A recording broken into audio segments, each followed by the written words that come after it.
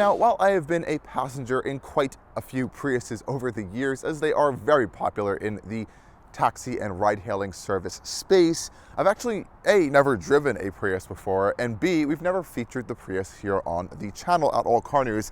And I am happy to say that after driving this Toyota Prius over the course of this week, that I now understand why it's such a popular and loved vehicle for so many. It is efficient, and finally, it looks really good actually, which is kind of crazy to say. Toyota's latest design language and latest technology really have helped the Prius become the most refined version of its unique and iconic history. And of course, in this video, we're going to take you guys on a full in-depth tour and review of this 2026 Toyota Prius all-wheel drive in the highest form limited trim we have here today. Show you all the things we like and some of the things we still think Toyota can improve on just a little bit. But this vehicle makes more sense than ever, especially today with gas prices so high. I literally have driven this car the entire week, and I don't think the fuel gauge actually moved at all, which is pretty crazy. So let's go dive in. Now, the formula that has made the Prius so famous throughout the world, of course, is its hybrid powertrain. And over the many years the Prius has been around now, it's only gotten better, and thankfully this latest generation is still pretty peppy as well. We have a pretty reliable, nice, easy to work on 2-liter naturally aspirated 4-cylinder engine right up front over here.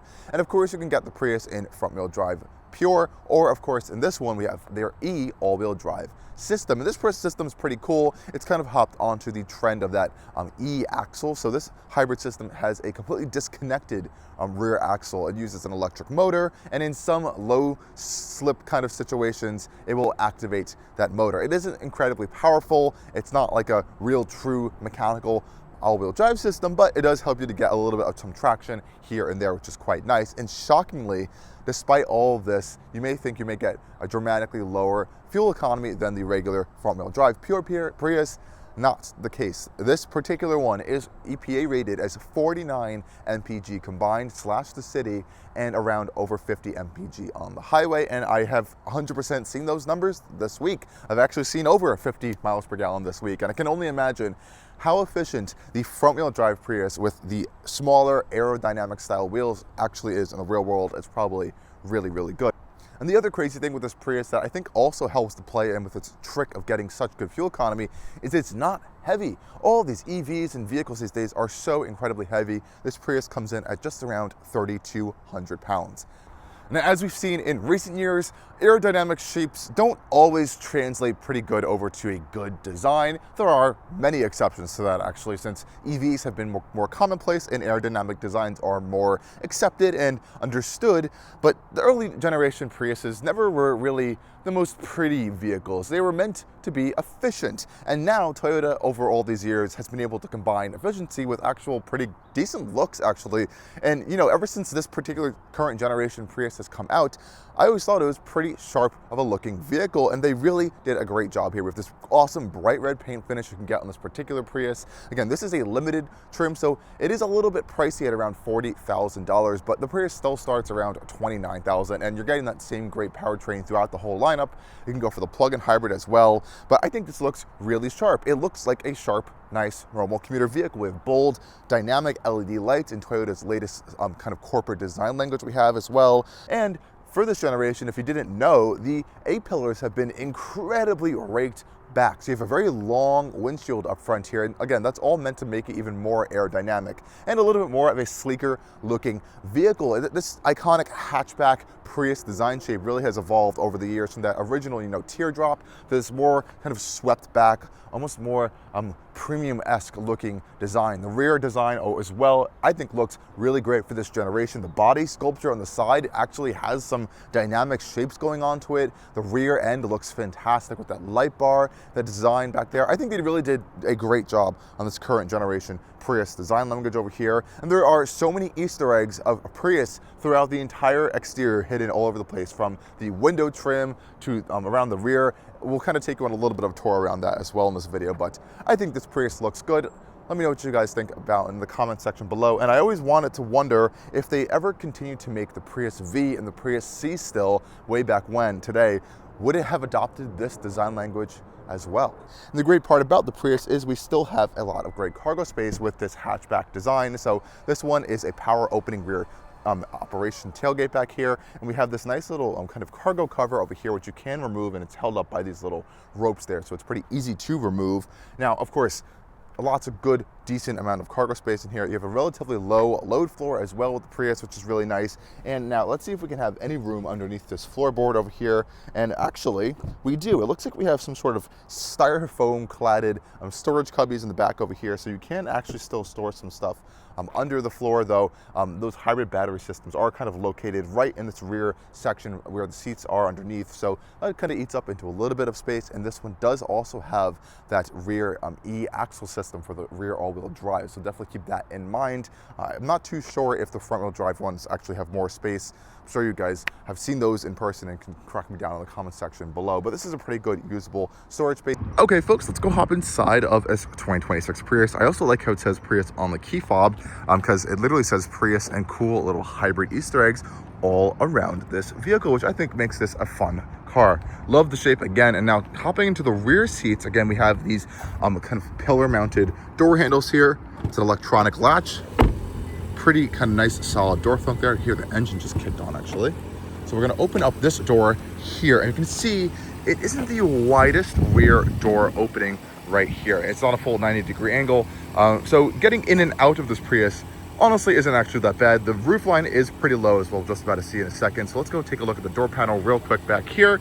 Now, this is not an area where you're supposed to be impressed in a Prius. Again, this car is made for reliability, practicality, and efficiency. So we have hard plastics on the whole door panel over here, some soft touch on the armrest, and we do have a pretty good door storage solution. So we have some storage up here, as well as a large kind of a water bottle holder down there as well, window switch and a speaker. That's about it for this particular interior. Now let's go take a look at these rear seats. Hopping inside the Prius, again, definitely going to duck a little bit there. There's also another Easter egg for the panoramic glass roofs on the outside there, which is pretty cool. Now, sitting back here, I think this is a pretty important space for the Prius, especially because I think this car is quite used a lot for taxis or ride-hailing style services. So seat room and leg space is really important. And as a 6-foot-tall adult, I do fit behind my seat pretty well. I will admit I'm sitting a little aggressively far back, but I actually still can fit behind myself. If anything, foot space is a little bit on the tight end, but leg room, knee room is pretty good. I don't get any sort of storage behind the front driver's seat though, which I think is a little bit of a downside. We do find storage behind the front passenger seat though, which is nice. And in this center console area over here, it does have 2 heated seats for our outboard seats, as well as 2 USB-C ports down there, which is also quite nice as well. And we do have a little bit of a small floor hump here, though nothing too crazy. So theoretically you could, let's test this out right now, fit 3 people back here.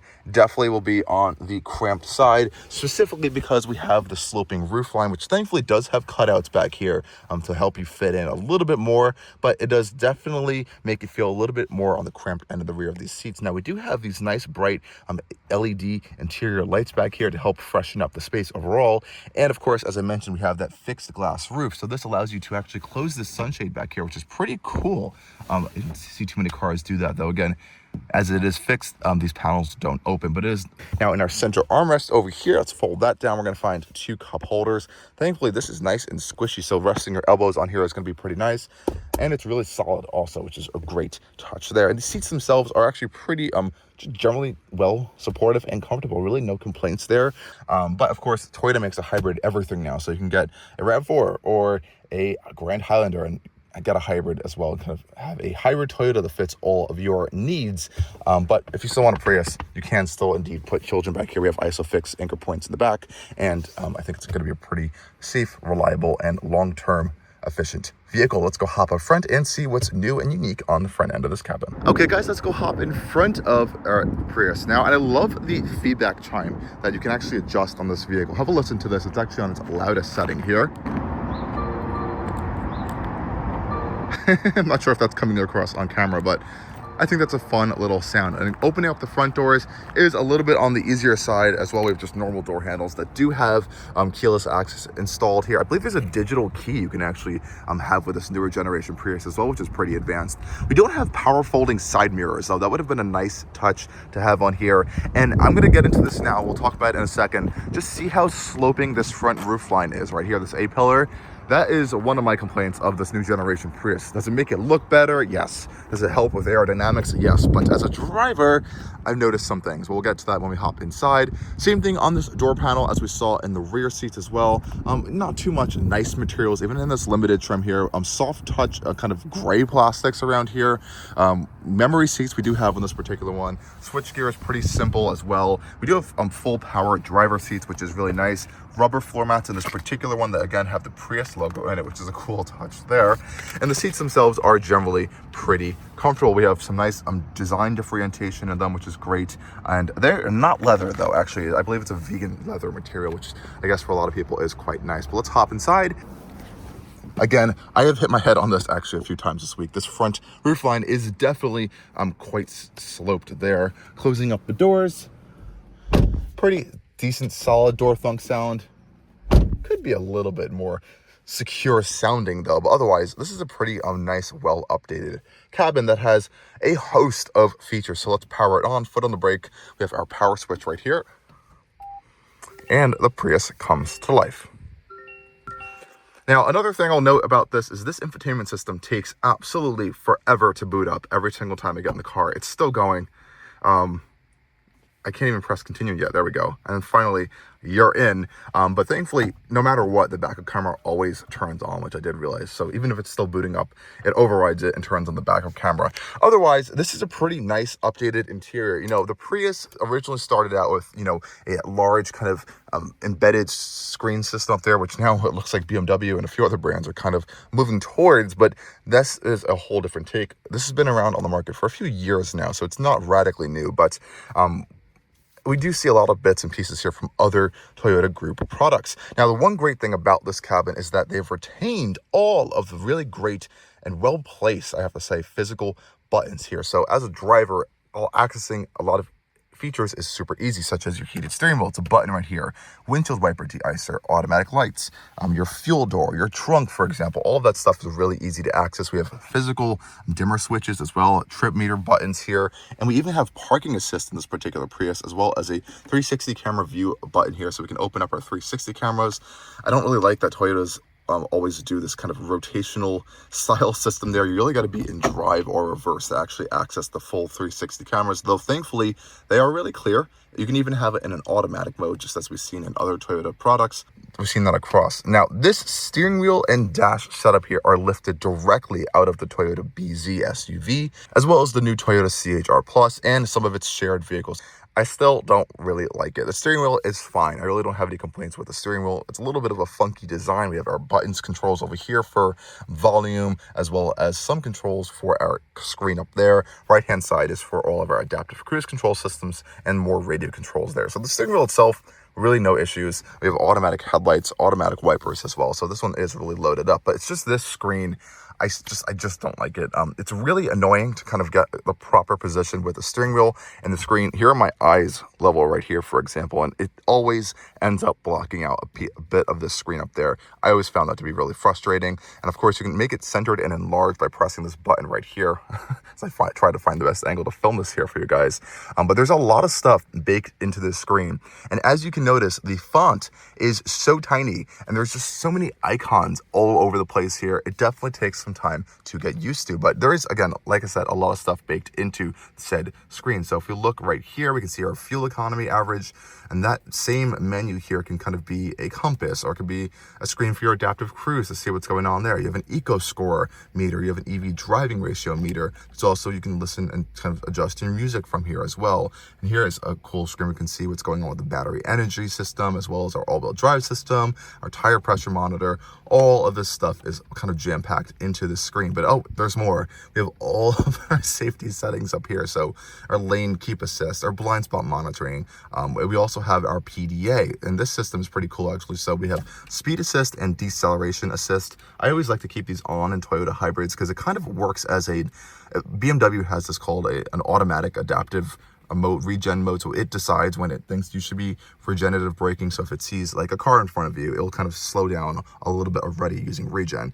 It actually works really well. You can adjust the sensitivity of that on here as well. Parking sensors and all that stuff. So again, lots of stuff jam-packed into that tiny little screen up there. So that's my real main complaint with this cabin. The rest of it, physical wise, really isn't too much. The design on the dash is pretty unique and cool, I would say. This cool kind of structure pattern.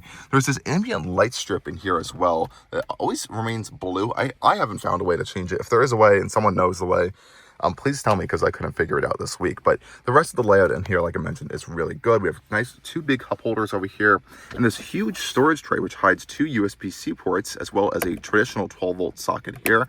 And if you lift this up, we have a little bit of some under storage over here, and again another little Easter egg, hashtag hidden compartment. That is really cool actually, as well. And the center console area over here is pretty well designed with this cool wireless charging mount that you slot your phone into. That keeps it really secure. I wish Toyota would do that on their other vehicles because I always find my phone launching off, but this does keep my phone very hot. It doesn't always charge it super well, but it is this cool design there.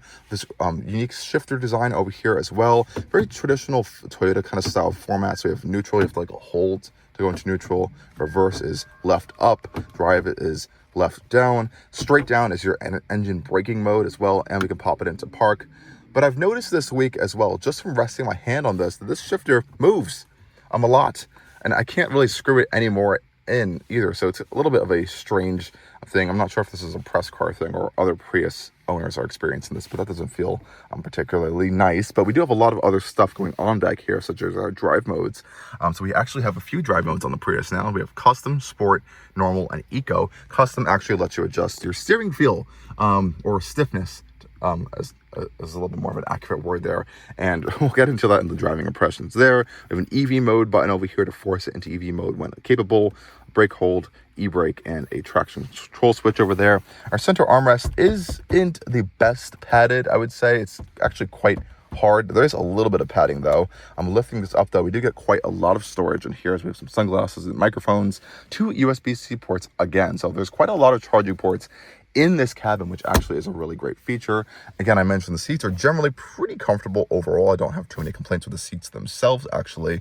What I do have a little complaint, though, in here is the visibility, actually. So this A-pillar, as I mentioned, it being so raked back, does create a bit of a blind spot. And yes, you have these windows over here that help you have a little more visibility, pretty nice large side mirrors, but I still have had issues this week kind of seeing out of this view just because of how raked this is and the particular position that it is in. Can't really change that, obviously. That is the design of the vehicle, but I did notice that this week of driving.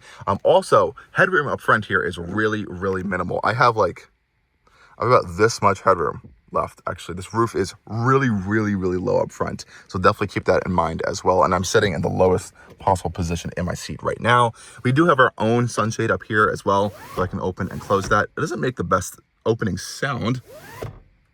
I wish that could be a little bit nicer, but again, this is meant to be a lightweight, efficient, and reliable vehicle for a longer course of time. We do have these nice large mirrors up here and visors that do open up, and while they don't slide, we do have a little bit of an extension piece over there, which doesn't cover the whole window there, so definitely keep a note of that. I do like the other fun design choices in here though, so check out this light up here. It's kind of overlaid on the actual headliner and it illuminates like this. I think that's a really cool touch and design up here. This is a pretty simple area, and we do have the digital rear view mirror in this Prius as well, which is a really great feature.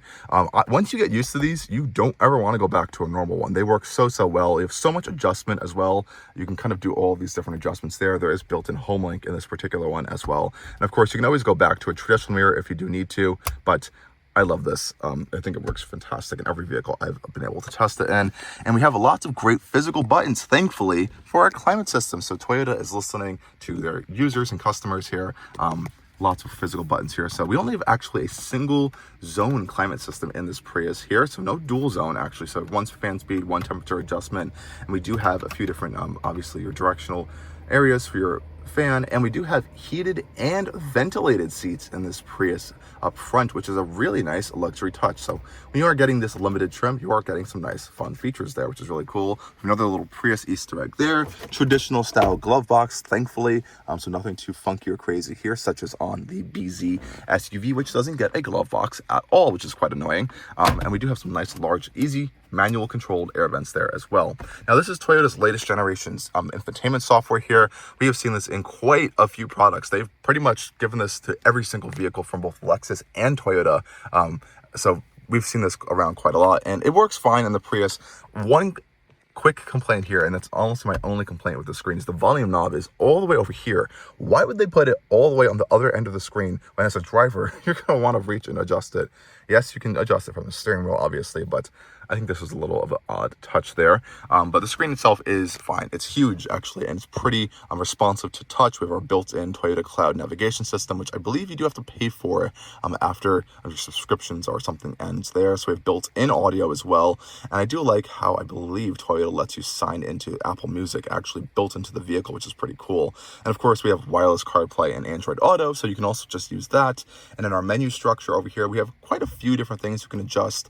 Some climate settings here, trip information as well, and we can see our energy flow chart as well. So it actually shockingly only shows the energy flow here, not the all-wheel drive screen, which we can actually get at that gauge cluster. So I actually would have liked to see that here, so you can see your battery status, whether the engine's being used to power the wheels or charge the battery, or the battery's charging. All the great stuff is happening on the screen, so that's always cool to see. Some other vehicle alerts here, but then we have a whole other settings page and menus here that just goes deep into a whole bunch of things throughout the system. So if we go to vehicle customize, for example, this is a fun one. I really enjoy actually changing the sound of the exit sound of the vehicle. So the lock and unlock feedback tone here, you can actually adjust the volume of that, because I believe it comes out of the same speaker that the low speed EV kind of federally mandated warning chime comes out of. So that's pretty cool. I actually like how it sounds, so I keep it on the highest setting, for example. But again, there's a whole bunch of other fun things you can adjust in here to customize to your own profiles and stuff. So that all works really great. And the screen is pretty close to you as a driver to touch and access. Really no complaints and issues there. And otherwise, this is a pretty good vehicle in terms of storage solutions. Lots of nice open door cubby spaces over here, big storage cubbies. And overall, as a driver, I actually feel pretty comfortable. The seats don't feel like they're going to fatigue me over a long period of time. And driving it this week, I really haven't had any issues there. And speaking of driving it, let's go hop out on the road and see how this Prius drives. Now we're starting off here in eco mode. Unique turn signal sound here on the Prius. And in eco mode, it really does prioritize lower speed driving. Coming to a stop's really nice. We have auto brake hold as well as a feature, so that works pretty well. You do have to activate it every single time you get in the vehicle though, so keep that in mind. The seamless transition between the battery and the EV system and the actual motor on this car is really nice. I think that's something Toyota has perfected over the past 10, almost like 20 years of this technology, and it really is one of the great aspects of this vehicle. Though the engine itself is fine, it's reliable, it's a naturally aspirated 4-cylinder engine, but it doesn't sound particularly good when it comes on. And I'm surprised to see there's quite a lot of droning and like almost vibration through the steering wheel actually, and the kind of floor area over here. Now, this is a economy vehicle at the end of the day. You're not going to be expecting that higher level of isolation and refinement, but I would have hoped over all these years they could have, toned that out just a little bit more. But daily driving, you get used to it quite quickly. It's just the unique aspect of this Prius's drivetrain here. Heading off here, we're still in eco mode. I'm gonna pop it into lots of vibration going on there. We'll pop it into normal mode now. And one thing I do really like about the Prius is the suspension's actually really great. This is a pretty light vehicle as well. It's only around 3,200 pounds, so it doesn't have a lot of mass to kind of move around. So they've done a great job at having a pretty soft-ish suspension on this vehicle. Soaks up bumps pretty well, even some harder, deep potholes and stuff I found this week. It's done a good job at, even with these larger wheels we have fitted to this limited trim. I actually really like that part about the Prius. And the chassis tuning and the body control is also really good on this vehicle as well, which also surprised me this week. Unfortunately, that doesn't translate over to the steering. Kind of feels a little bit rubber bandy for my taste, but thankfully how the Prius carries itself through a corner to the rest of the vehicle is actually quite reassuring and pretty well sorted out. So I think they did a good job on that front there. We'll pop it into the sport mode just for this one highway bit here, because I typically have not driven this vehicle in sport mode this week, but the engine does stay on, which obviously isn't going to get you the best fuel economy. And you know, just under 200 horsepower in a vehicle that's around 3,200 pounds. Really not that bad. So it's pretty quick actually. It doesn't do so with a great sound or overall feel, but you do get up to speed very, very quickly in this Prius with no complaints there. So I really don't have an issue in that department. And I'm going to take it out of sport mode very quickly because this car is not meant to be driven in said mode. It's meant to be in normal, eco, or set up that custom mode, however you like it. Now out on the highway, this is a pretty aerodynamic vehicle. So generally it kind of cuts through the air quite well. It isn't the quietest vehicle on the road, even in said limited trim we have here. So yeah, you will still hear some tire and road noise coming from underneath the floor, and you will ever so now and then hear a little bit of some wind noise, but I haven't really picked up on that too much this week. Generally it's been pretty quiet in that overall department there, which is nice. Passing power and acceleration is good, but it does get loud in this cabin from that engine, so keep that in mind. And we also get you know, Toyota's Safety Sense 3.0, their latest safety sense system here. So this gets the full radar adaptive cruise control. You literally press a button and it's activated just like that, and you can see all your green lights in your digital cluster, if you can actually see from my camera view here. So that's a really nice feature there. It does a pretty good job with lane centering and steering assist as well.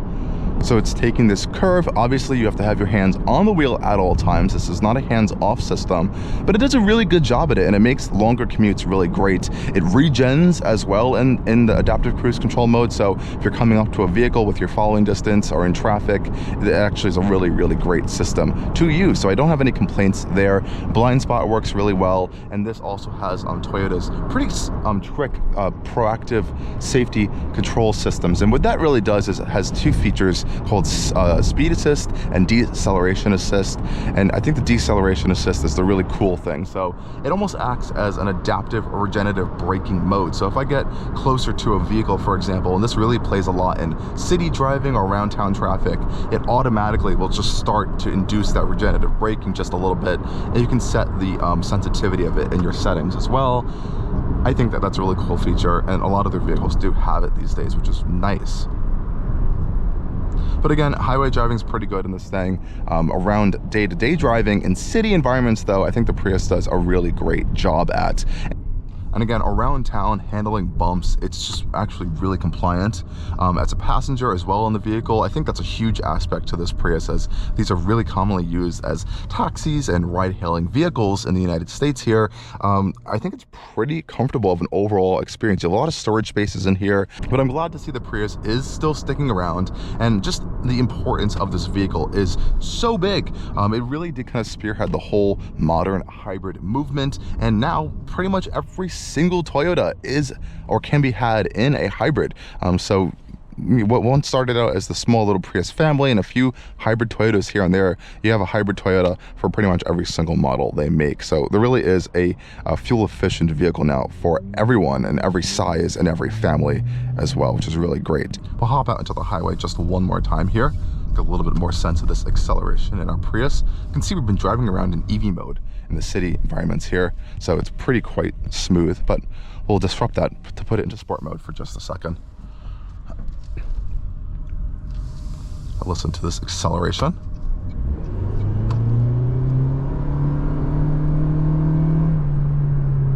It's pretty quick, gets up to speed nice and well, so really no issues there for daily driving.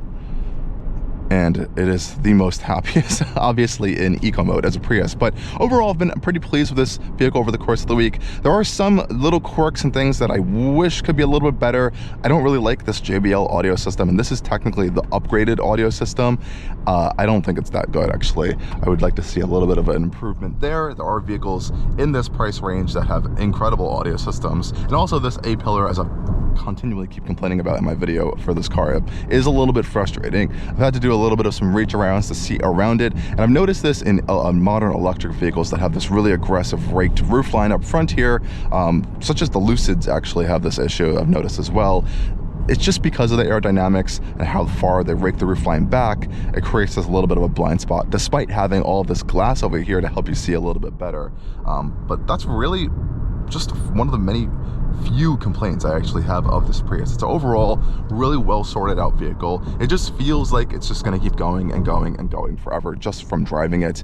But obviously, if you want something a little bit nicer, you do have the option of stepping into something like the Lexus UX as well. They're kind of small hatchbackish style vehicle. I think that's a perfect modern example of a luxified Prius style vehicle. So you got options there. Anyways, guys, thank you for joining me on a full tour and review and first ever drive on Allcarnews of a Toyota Prius. Leave a comment, like, subscribe, and follow for more for all videos, news, and stuff around cars. Thanks for watching. Stay tuned for more. Cheers.